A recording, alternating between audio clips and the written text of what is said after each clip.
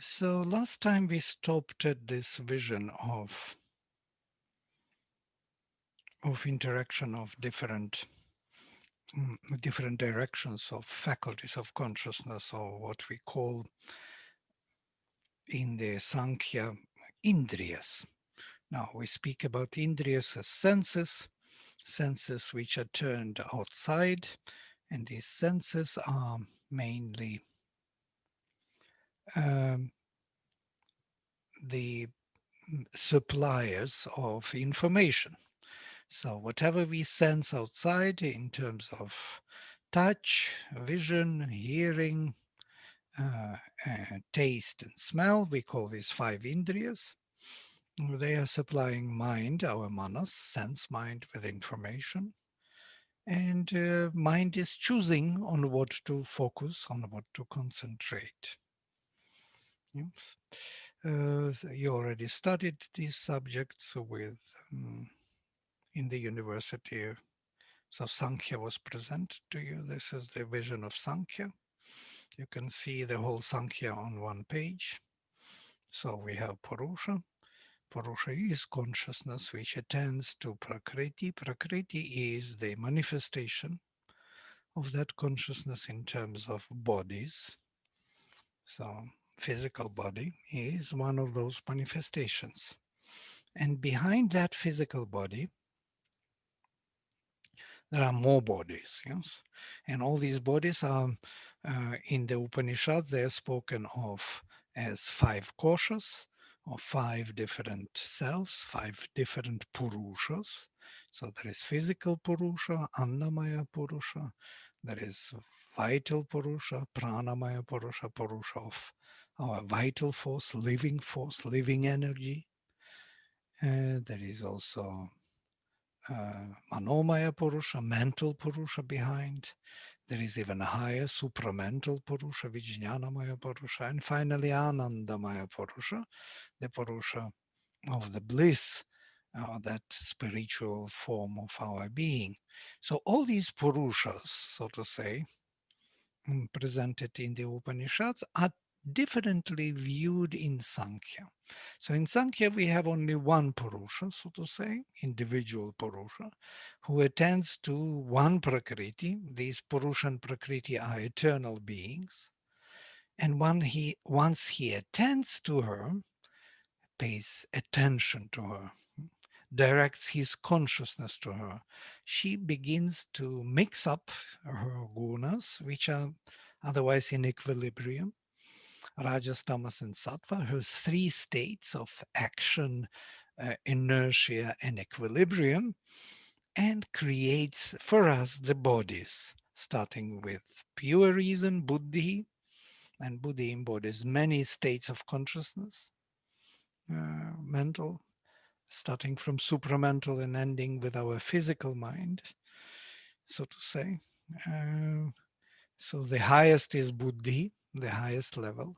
The lowest is what we call manas in this sense, but it is a very approximate division. It's a mental division. It is something for us to understand how we function.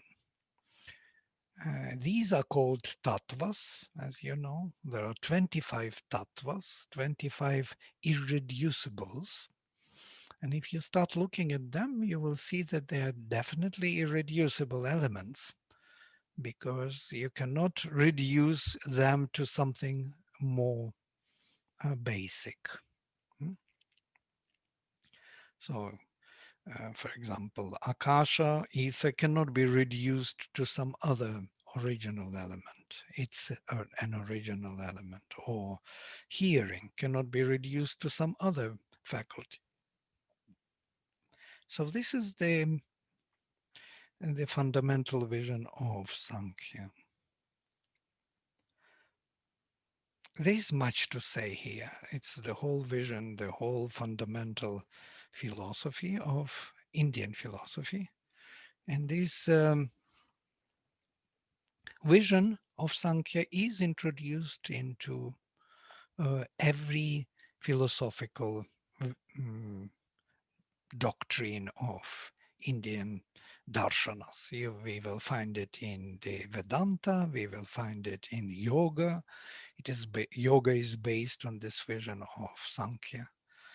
And Sankhya itself evolved. Yes, this form, what we see now, this is the final form of Sankhya. There was a Sankhya of the Gita, which is quite different from this one. There was the Sankhya in Upanishads, which is quite different from this Sankhya. So the Sankhya evolved.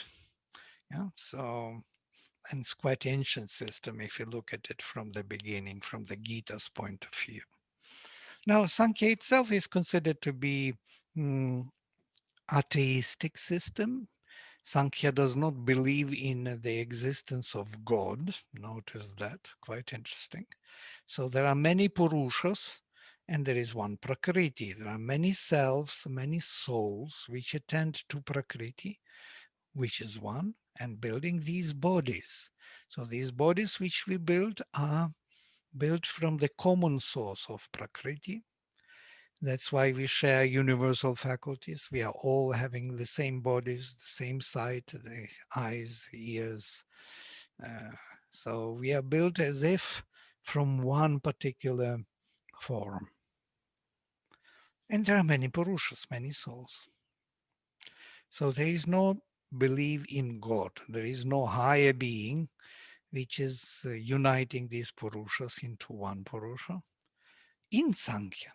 But in the Gita, the Sankhya has that Purushottama behind, the higher self, the universal soul, which is the origin of all our individual souls.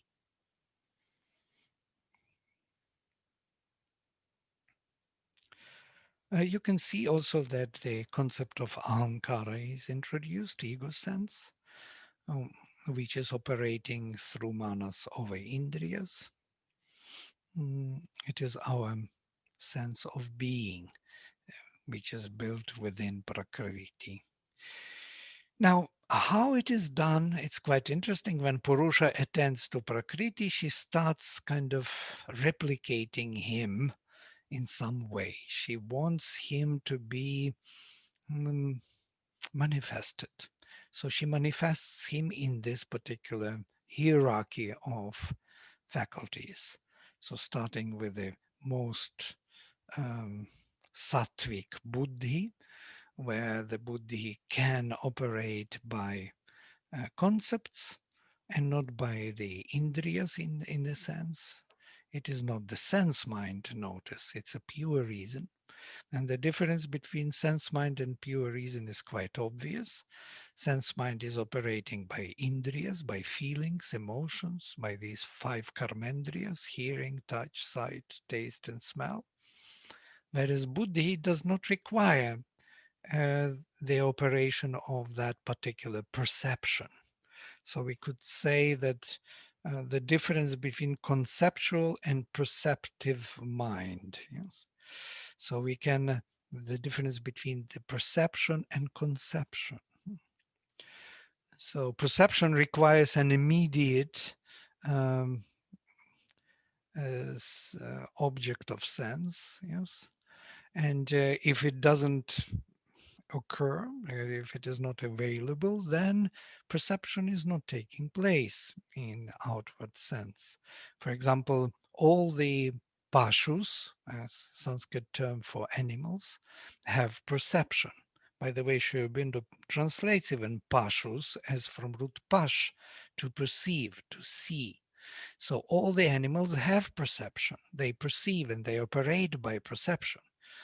They feel hunger, they go for food, they see this, they react, they constantly react and move, and that is the perception, sense mind.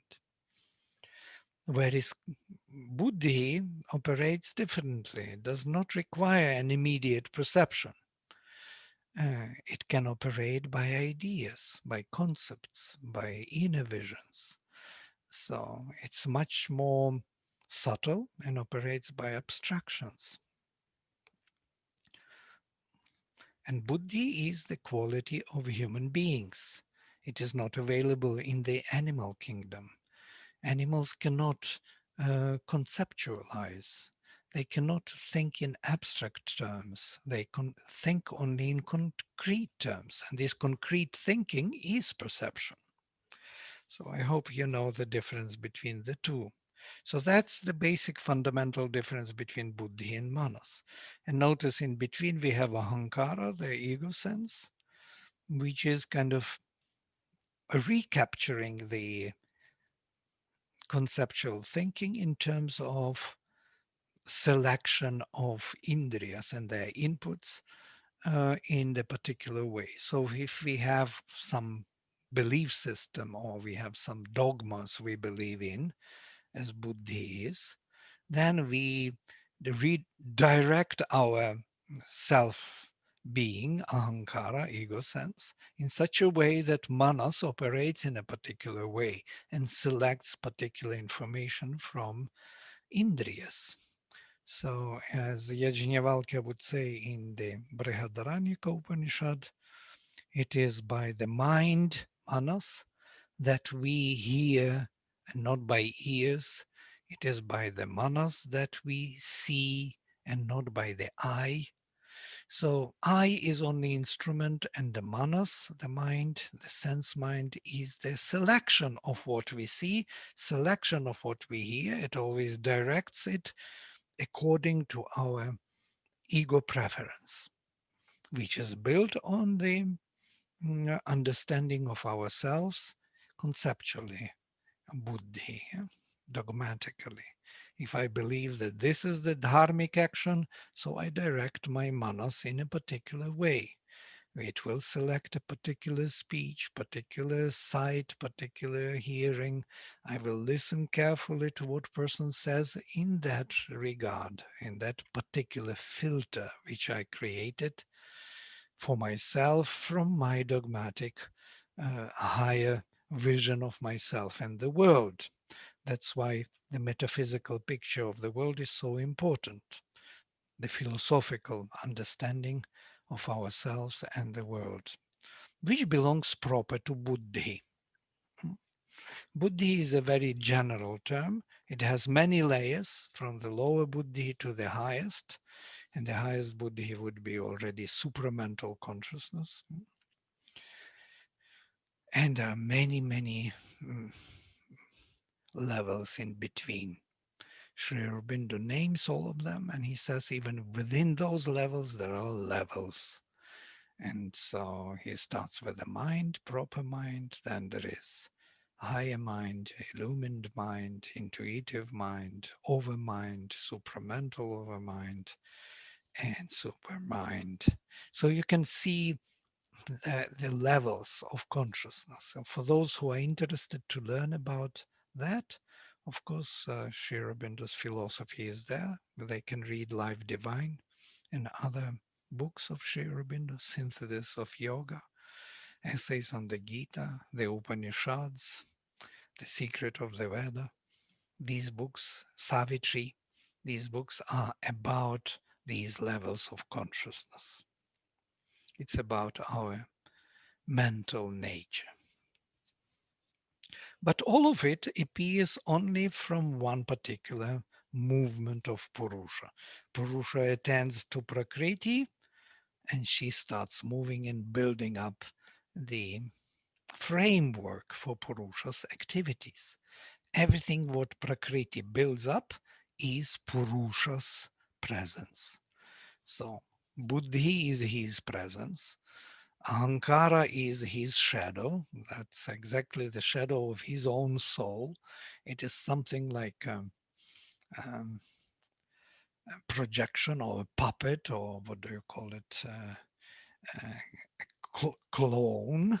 Clone built from Purusha. Yeah, so to say from his presence of his soul. So Prakriti uh, replicates Purusha in her own way, and replicating him in her own way. That's our sense, the ego sense. We perceive ourselves as such. We have our own preferences, we have our own understanding, we have our own dogmas, our own philosophy, our own liking and disliking, which senses were supplying, and we were choosing accordingly and got habitual in that particular usage. Our cultural preferences, our inherited abilities and customs, and we are used to particular food, to particular routine. All of this belongs to our ahankara preference, the preference of Prakriti within us. And it becomes, in one way, a support for us to live smoothly, easily. And on the other hand, it becomes an obstacle to perceive who we truly are. Yeah. So the ego, as Sri Aurobindo says, was the helper, and the ego is the bar. One day, ego becomes the bar, the obstacle for us to know who we truly are. But generally speaking, ego is a great helper because it is helping us to operate naturally, smoothly. Uh, So that all domain of ego, we call it chitta, a particular sense of ourselves with all the possible set of instruments, reactions, actions, habits, customs, all that which is ready to be used any moment. So any moment we have certain perception, we have immediately a certain reaction within ourselves. It's all that what we inherited, experienced, and it is stored in the chitta consciousness, in the storage of chitta, which is immediately reacting. We see the fire, we are afraid to be burned because we have chitta's reaction already. We know what is to be burned. We had an experience of it. So that experience is remembered, that memory is stored in chitta. It is not only our memory stored there, not only our experience, but the experience of all human beings, and not only human beings. All our evolutionary past is stored there. All the wisdom, all the experiences which we as evolutionary beings had in the past are there for us to be used. And they are used automatically. We automatically react. We automatically know what is right and what is wrong. And that's how we are living. We are like puppets in the hands of these reactions. We do not have our own pure perception of things. We even do not know how to do it because the reaction comes first, faster than we can perceive the reality.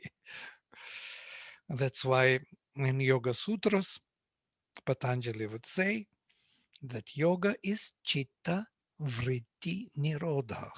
When you stop the automatic action of chitta, you come to yoga. Yoga is that fresh, clean perception of Purusha, where Prakriti is not giving you the answer immediately, where the habits are restrained, put on hold, where the habitual reaction of consciousness is not activated immediately.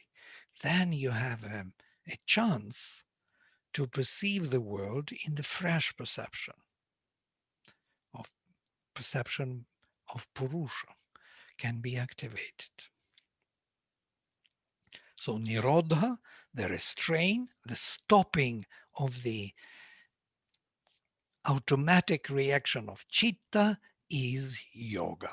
So how to stop that automatic reaction of chitta? There is the whole Yoga Sutras, the whole yoga discipline, darshana, which is describing how step by step arrive at that higher concentration of Purusha, which is not blocked by Prakriti. Now here we don't have chitta in, as you see, as tattva, but we have ahankara. And that ahankara is built actually on citta. It is built on the automatic reaction from our storage, from our habitual reactions. That's what we consider ourselves to be. And if you remember last time we looked into this particular scheme, here it is, this ego sense. It is in front of us. It is built from our outer mind, outer vital, and outer physical. It's how we consider ourselves to be. That's what I think I am. When I look into the mirror, I see my body. I see that here and there I have to improve something. I have to do bodybuilding to look better. I have to do, some work with my mind to have to be clever, to be respected by others, to be intelligent enough. I learn clever words, intelligent words, and throw them into the atmosphere, and people think I'm clever and consider me to be special. This all we do, and we are very, if you observe yourself psychologically, you will be laughing at yourself because we are constantly preoccupied with our image, how we are perceived by others, how we want to be perceived. We are very considering this particular image. It's the most important thing for us. How my hair looks, how my this looks, how did I speak, how did I react? Maybe they misunderstood me, they liked me, they didn't like me. This is all ego perception. So you can imagine how difficult life is with this ego. You have to constantly consider its own importance. But if the ego is removed, so to say, or made mm, made a servant or the helper for the inner being to shine through, you see how far away from us our inner true being. So there is in between the whole subliminal level of all the levels of inner vital, inner mind, inner physical, which are universal domains. So we have to go through this wall of the universal consciousness, so to say, and arrive at our true selves within the vital, mental, and physical self. And then only there beyond, there is something, as Mother says, the flame within, deep within the heart, which is our true self. So, this true self, if it shines through and comes to the front and play and takes the place of ego, then we have a totally new situation. We can direct our inner consciousness and act with this consciousness on the surface. We are no more this ego sense. We are no more considering how we look, how others are thinking about us. We are considering only how to be true, true to ourselves and true to others and true to the world. And this, what we call this shining through or coming to the front, Mother speaks, the Mother and Sri Aurobindo speak about psychic being coming to the front of our consciousness. This coming through and coming to the front uh, is creating uh, the sincere perception of ourselves. So sincerity is the quality. As you remember, you're all students in our university, and you know the 12 qualities is the first quality of ourselves, which is to shine through if we want to succeed in any way, to be truthful to ourselves. So, how to be true to ourselves is to establish that contact with the inner being within us and to allow it to influence our outer consciousness. That is sincerity. Okay, that's what we all discussed last time. So, looking at Sankhya, we can see that we have five indriyas, 5 senses which are turned without usually, but sometimes they are turned within. So hearing, touch, sight, taste, and smell, and they are all beautifully built upon the Panchamahabhutas, Panchamahabhutani, on the Akasha, Vayu, Agni, Apach, and Prithvi, ether, air, fire, water, and earth. You can see the correspondence. Hearing is coming from the vibration in the space. Touch is the friction which is coming from the uh, two vibrations clash, and they create a touch. When the air blows, you could feel it on your skin because there is a friction of energy with energy. And then you have sight, which is three-dimensional. It creates one more twist within the ether. So if ether mm, is one-dimensional reality, then Vayu is two-dimensional reality, which is creating a friction within the space, and we call it air. And then we create one more friction, three-dimensional reality, and that creates the heat and the light from which we could perceive the form. And one more dimension, if we add to that heat, it will be the substance, flowing substance, liquid substance, which does not have a separate form.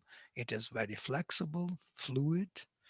And finally, one more dimension, and we have the earth, the form, separate form, which can be taken away. There is space in between. It's not fluid form. It's not liquid. It's more a hard form, solid. So you could see these 5 dimensions with which, interestingly enough, our Jnanendriyas correspond. So you can see that hearing is corresponding with Akasha, touch with Vayu, sight with fire or light, taste with fluid liquidity of water, and smell with Prithvi, because if you analyze how we smell, these are the particles of other body touching our receptors. That's how we know. So it's like a touch of the body to the body. There are also 5 karmendriyas, which I will not comment today because it's more sophisticated and I don't want us to be bewildered. So you can see beautiful system which kind of explains all the basics of our bodies, and our uh, consciousness. Now, these 5 karmendriyas, 5 jnanendriyas, 5 indriyas, are actually the actions of consciousness. These are the faculties. We call them the faculties. So, where do they come from? Why do we perceive? Why do we hear, see, feel the touch, perceive at all? So, where this perception is coming from? It is coming from Purusha. When Purusha attends to Prakriti, Prakriti recreates these 5 different activities of Purusha's consciousness. Purusha is consciousness, Prakriti is power, which manifests this consciousness in forms of the being. Yeah, I'm talking quite long already, I hope. So this is not visible in the Sankhya, that these Indriyas actually are representations of Purusha. But it is very visible and addressed in the Upanishads. If we take Aitareya Upanishad and go through this text, which is the most fundamental and most important text for understanding of Purusha's consciousness, we can see that Purusha was manifested and brought forward by the self, Atman, for manifestation's sake. So Atman itself, Atman is the self-perception of being, does not have the faculties of consciousness, but Purusha has. So Purusha has sight, hearing, smell, taste. Yeah? So it is from Purusha that these faculties came into being, and they are universal faculties. And they plunged into the darkness, into the inconscient ocean. We can say that this is how Purusha attended to Prakriti, that his faculties were projected into her. And that's how she took them in and recreated them as Indriyas. Indriyas are nothing but projections of Purusha into the inconscient ocean of force. And once these faculties opened up in Purusha, as it is said in Aitareya, tasya mukham nirabhidyata mukhadvag vachognicht nasike nirabhidyatam nasikabhiham prana pranadvayo akshini nirabhidyatam akshibhiham chakshuha chakshuhu chakshusha adityah karnau nirabhidyetam karnabhyam shrotram shrotrah dishaha. Uh, so we Shrotrat Disha, yes, from the. So if we look at this, how these faculties came into being, his mouth opened up, from his mouth, the speech, from the speech, fire was born, his nostrils broke forth his universal Purushas, and from the nostrils, the breath, prana, and from prana, Vayu was born, exactly the Pancha Mahabhutas, one by one. So his aksheni nirabhidyatam, his eyes broke forth, from eyes, sight, chakshuhu, chakshusha adityah, from the sight, the sun was born, the light. His ears broke forth from shrotra dishaha, from his hearing, from the hearing, the space came into being. So you can see that the space became a consequence of him hearing, the light became the consequence of him seeing. So the universal consciousness created the worlds as his own domain, in which it can see, hear, speak, and so on and so forth. So it's not that opposite way that we have the world and slowly we develop something in the world, some consciousness which can perceive it. No, the world itself became the domain for this consciousness to act. So the attendance of Purusha to Prakriti creates these worlds, these Pancha Mahabhutani.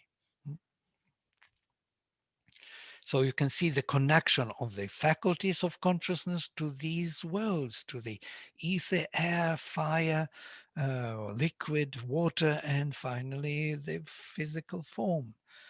So these are the faculties which create these domains and creates the worlds in which they will operate and perceive. This is the vision of Upanishads brought into Sankhya. Um, so here is beautifully, it's a text which Sri Aurobindo describes how these Pancha Mahabhutani came into being. Maybe we should read it. All forms of matter of which we are aware, all physical things, even to the most subtle, are built up by the combination of these five elements. Upon them also depends all our sensible experience. Without them, there will be no senses. For by reception of vibration comes the sense of sound, by contact of things in the world of vibrations of force, the sense of touch, by the action of light in the forms hatched, outlined, sustained by the force of light and fire and heat, the sense of sight, by the fourth element, the sense of taste, and by the fifth, the sense of smell. All is essentially response to vibratory contacts between force and force. In this way, The ancient thinkers bridged the gulf between pure force and its final modifications, and satisfied the difficulty which prevents the ordinary human mind from understanding how all these forms, which are to his senses so real, solid, and durable, can be in truth only temporary phenomena and a thing like pure energy. To the senses, non existent, intangible, and almost incredible can be the one permanent cosmic reality. So these intangible and incredible senses somehow perceive this world in their own way, building it in that particular way. This is something unique in the Indian philosophy. There is another quotation which is also describing the same thing in a very interesting way. It's from the Life Divine from the very beginning. Sri Aurobindo says, the unknown is not the unknowable. It needs not remain the unknown for us unless we choose ignorance or persist in our first limitations. For to all things, notice, to all things that are not unknowable, all things in the universe, there correspond in that universe faculties which can take cognizance of them, and in man, the microcosm, these faculties are always existent and at a certain stage capable of development.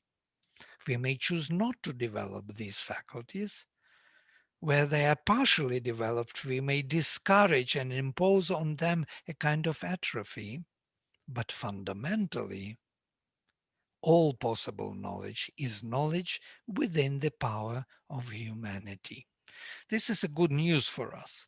We can develop the faculties. We can develop these uh, senses, indriyas, to the extent that we can know everything in the universe, because everything is knowable to us. We may know it. Everything knows how to be. Everything is built on this very particular action of faculties. There is nothing in this world which is not the projection of these faculties. So if we are engaging ourselves with these faculties, we may know everything what is there being manifested. Yeah? Because they are in the first place where they're before the manifestation took place. The manifestation was for them to perceive the world and to act within the world. The world is the consequence of these faculties acting upon their own force, force acting upon force. So that's why in this world everything is intelligible. It knows how to be. Everything knows how to be. The stars know how to travel. The planets rotate around the sun.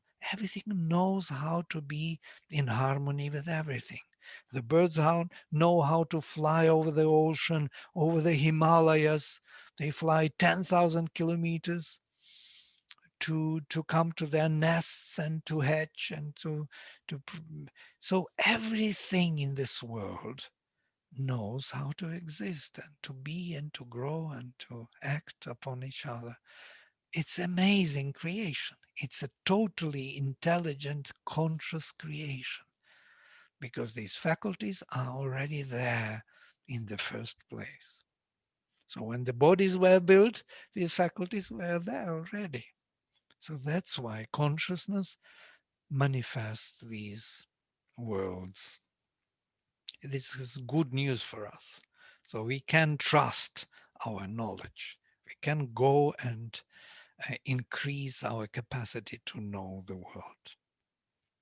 So maybe I will stop here today on the Sankhya vision, because the next topic will be more profound and Upanishadic vision of consciousness and the faculties, how Upanishads viewed pre-Sankhyaik paradigm, before Sankhya. And then we will look into the Vedic paradigm and see how that paradigm differed from the Upanishadic paradigm. Okay? So I welcome your questions, your observations. I do not know whether you are there because I don't see anyone. Dear student and my colleague, you can directly unmute yourself and you can ask the question. In case, yeah. It's not an obligation. If you are interested.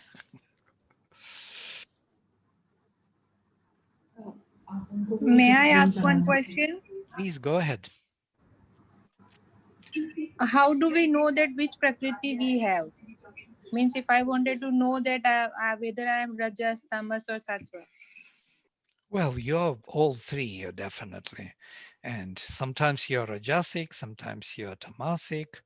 When you sleep and rest, you're Tamasic. When you are active and you're full of energy and you want to run and jump, then you're Rajasic. And when you are in a very good state of peace and attention and consciousness, a conscious state, you're Sattvic. You are at peace and happy peace, then you are Sattvic. So these states are constantly changing. As Gita would say, the gunas rotate in gunas constantly. And if people think that they are not active, so to say, they don't do anything, it's not true. They're just in the state of tamas, rest. We are constantly doing something. Even when we sleep, we do, we act. Only that action is more tamasic, less rajasic, or combination. It's constantly a combination of the three. There is some rajas even in sleep. We have some dreams. There is some sattva in sleep also. You know? So this is always a combination. The combination of the three gunas are changing. Some people, by their nature, are more like we have kapha, yes, three different definitions by Ayurveda, Pitta, and Vata. Vata. Yes, so some people are more Vata in their constitution, so they are more Rajasic in a way, or let us say Sattvic, though it is not totally corresponding, but there is some correspondence. Yes, Pitta are more fire people, and finally Kapha are more heavy people, have tendency to be more solid, tamasic in their constitution of their bodies. So you can look at yourself and see who you are. And usually there is a combination of the three in each nature, but domination of one over the other two. And that's why we say that this is more kapha, this more pitta, and the vata person. Thank you. Yes, you're welcome. When you ask questions, please introduce yourself because I don't see you. Just say who you are, your name. Even you can switch on your video. Even that would be even better, that I will see your face. At least I will know what you want.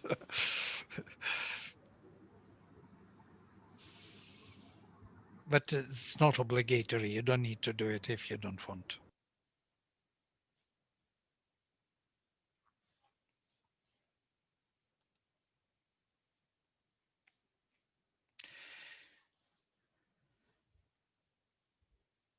But knowing your Prakriti is not everything. Knowing your Prakriti is really a very small portion of knowledge.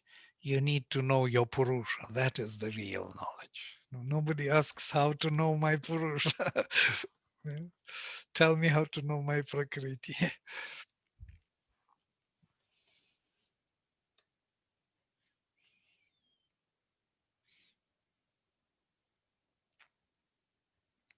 All right. Gladimirji, I have one more question. Yes. Okay. So, who helps in changing the course of Prakriti? Or we have to change the ego?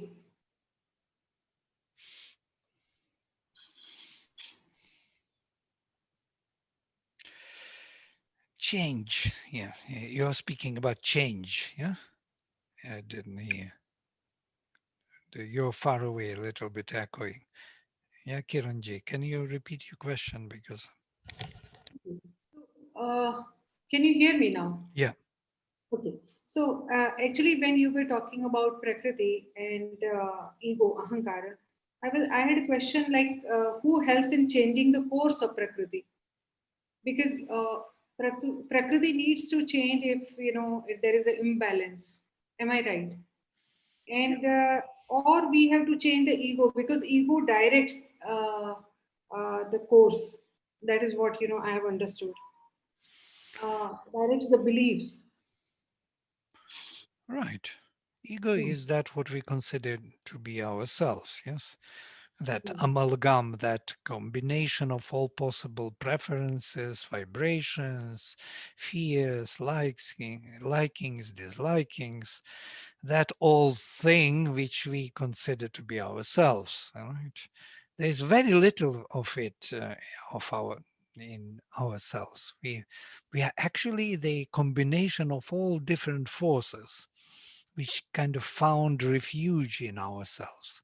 And that kind of set of things we consider to be ourselves, but there is hardly anything of it our own self.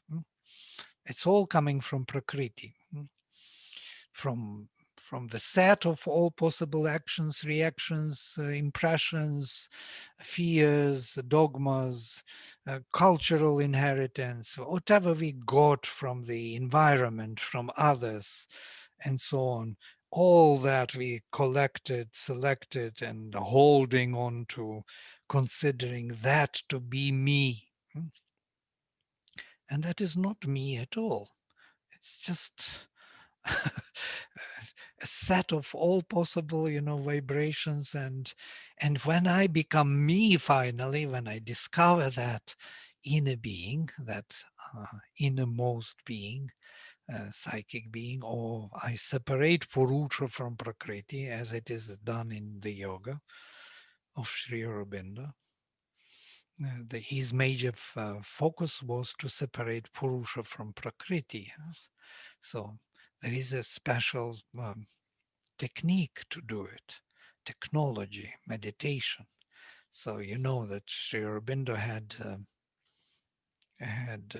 guru Vishnu Bhaskar Lele, who was Maharashtrian, by the way, who taught him. Was he Maharashtrian or was he from Calcutta? I think he was Maharashtrian, and he taught him very simple technique. He said, "Let us sit down," and they sat down and meditate in such a way when you observe your thoughts. So he was observing his thoughts, and he said, when you see your thoughts, you don't engage with them. You just observe them flowing. They come and they go. Don't engage. Don't become identified with your mind. So Sri Aurobindo was for 3 days observing his thought, sitting with his guru, and then he one day, and on the third day, he felt that his consciousness was rising far above, and from there he could clearly see how one thought came into his field, mental field, from outside, and then the other thought. So he saw thoughts coming from outside to his field. So then he brushed them away, he threw them away, and he held that empty space within himself. And then uh, the silent Brahman, as he said, descended upon him. And that was the nirvanic experience, what we call mukti. So he separated his Purusha from Prakriti and he discovered himself as an unborn self. And he saw himself like in the movie. So like others, he saw others and himself in the same way. They were all like an illusion of some kind. He was there, but he wasn't there. He was floating above in that state of consciousness which is never born and never dying. So looking at his being, this is the separation of Purusha from Prakriti. So Prakriti is doing whatever she is doing, but Purusha is viewing it. He is the Sakshi, the witness consciousness, which we have constantly in us. But the problem that this witness consciousness is identified with Prakriti to the extent that we cannot separate them. So this Prakriti hijacked the consciousness of Purusha and created its own ahamkara, its own shadow of us. Yes? Collected all kind of material into this pot, which we consider ourselves to be. And then we think that all what is in that pot is what we are. But we are not that. It is the collection of Prakriti. Yeah, to present to ourselves, as it were, and to hold us, uh, actually she enslaves us, as it were. We become slaves of Prakriti.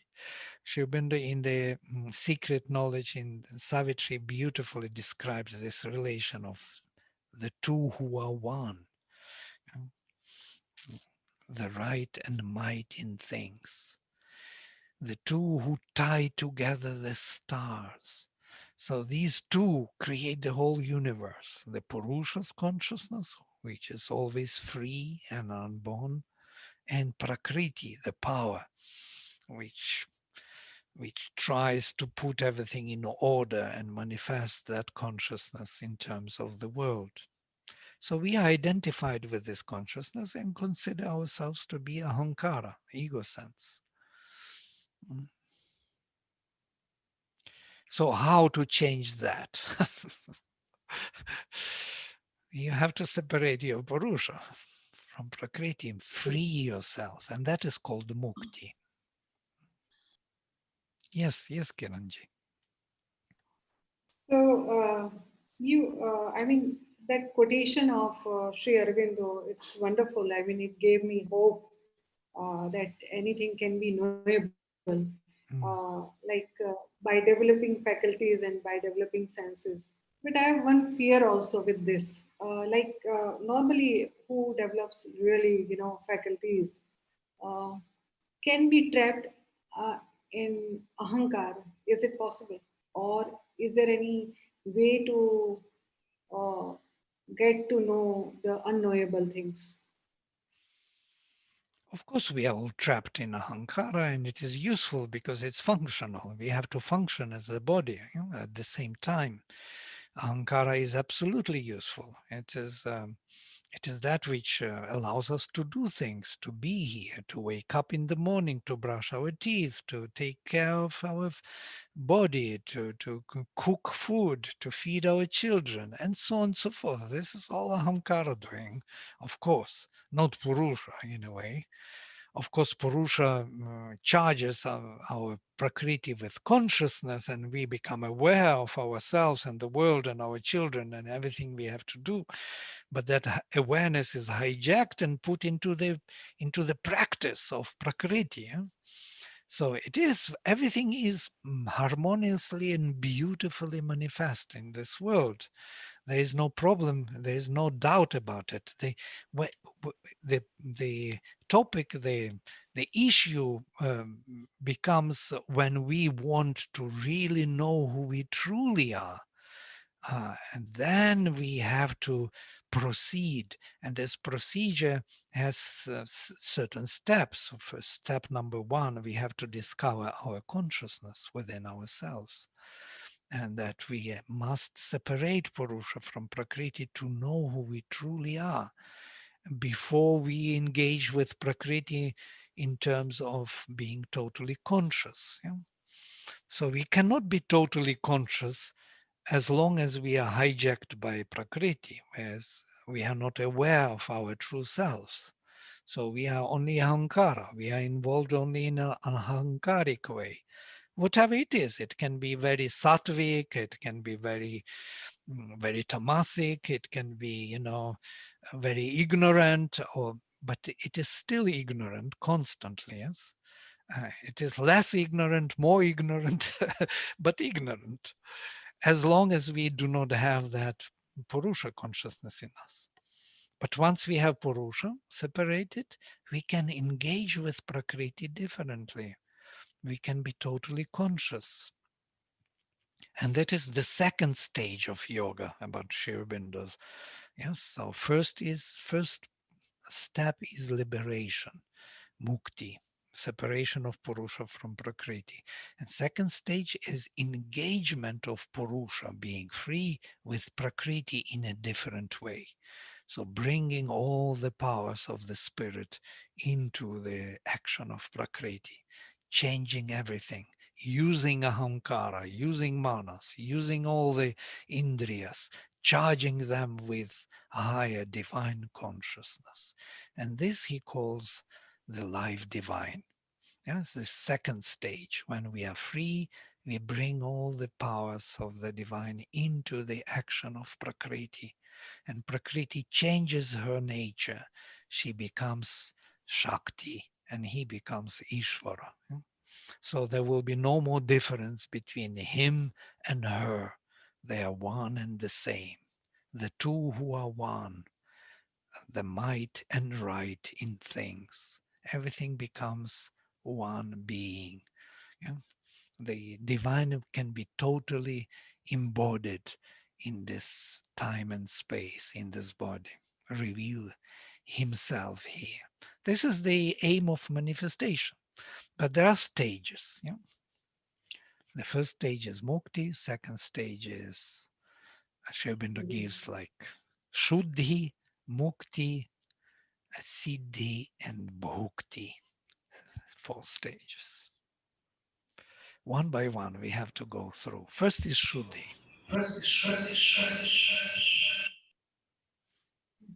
Yeah, Sorry. yeah, no problem.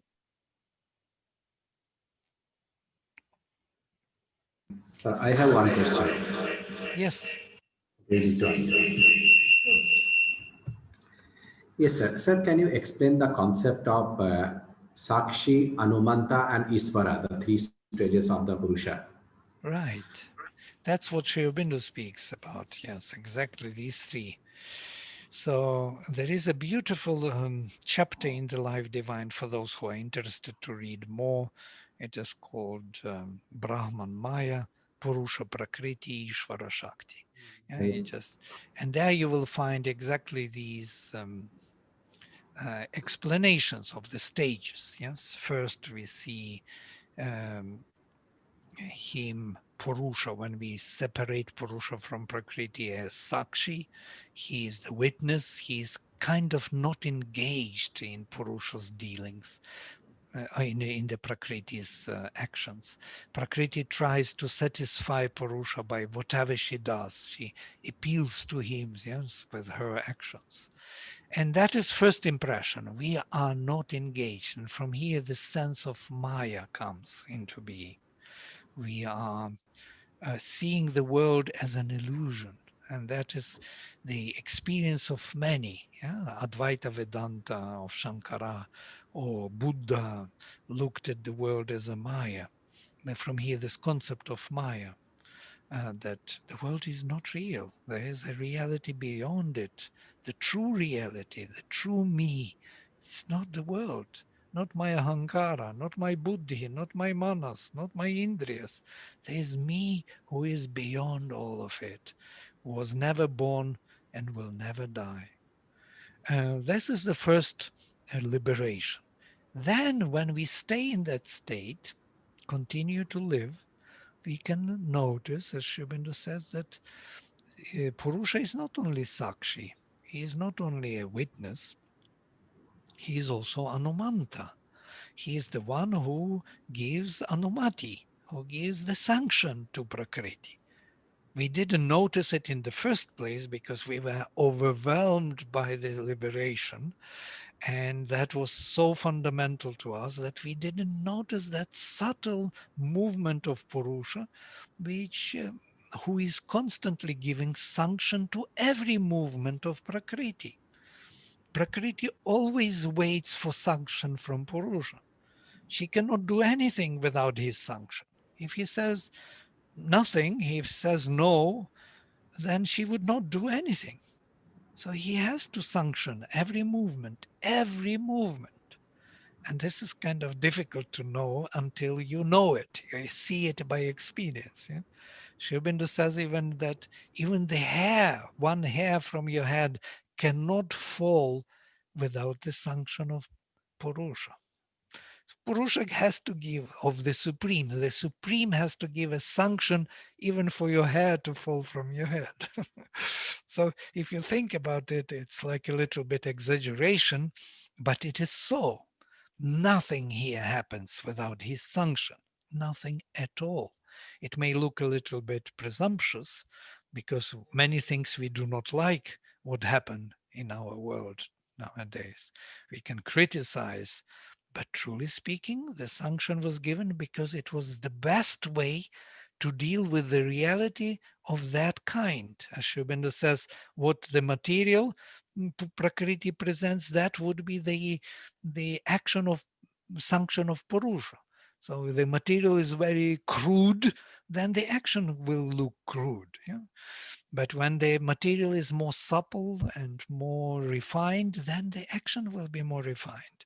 So there is a constant correspondence of one and the other. So we do not have to blame and to say that the world is cruel because the material is very cruel in it. Yeah?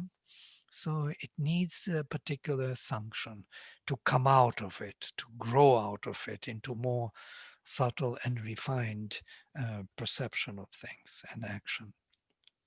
So he becomes Anumanta. He gives all the sanctions in our vision. And then we realize, kind of growing in that direction, that he is not only Anumanta, but he is the Lord of all the powers of Prakriti. And she is not just Prakriti with her own Rajas, Tamas, and Sattva gunas, but she is his Shakti. And then when Purusha takes into his hands all his nature, he becomes totally manifest in his nature. Then he becomes Ishvara and she becomes his Shakti. And there is no more difference between the two. So she totally embodies the Supreme here in every movement, every thought, every feeling, every touch, every action. It is he who acts, directly without this separation. So first separation and then union. And this is the vision of integral yoga. That's basically what it is.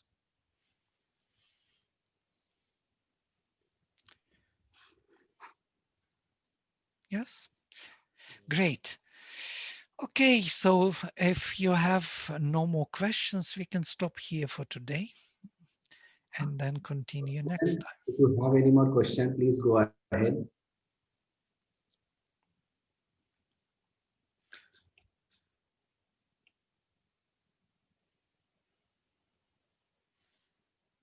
Great. Okay, thank you. Think about Thank you it. so much, Dr. Vladimir, for giving us your valuable time and this eternal knowledge you are sharing with us. So we are very grateful for that. Thank you so much. Thank you. Thank you. All the best. Namaste. Thank you.